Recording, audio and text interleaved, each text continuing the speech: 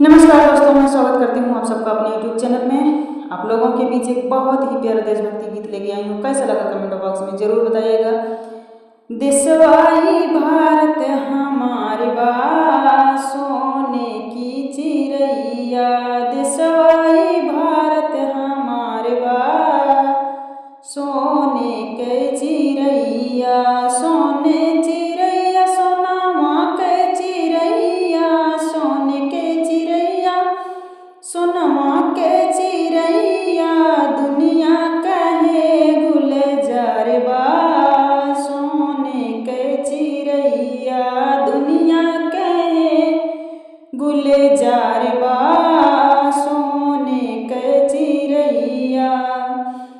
पौआ पखार हो जेकर सगरवा, पौआ पखार जेकर सगरवा, जेकर सगरवा हो जेकर सगरवा, सोहत हिमालय लीलार बा सोनामा के चिड़ैया, सोहत हिमालय लीलार बा सोनामा के चिड़ैया, देशवाई भारत हमार बा सोने के चिड़ैया।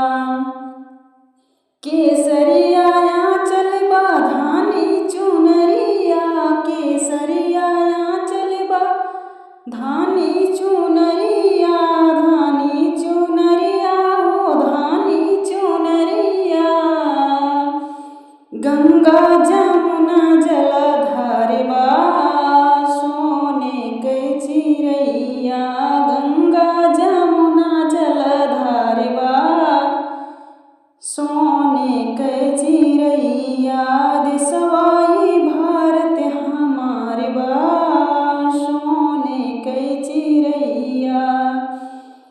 कइयो की बोली बा कइयो ठी भाषा, कइयो ठी बोली बा कइयो ठी भाषा, कइयो ठी भाषा हो कइयो ठी भाषा,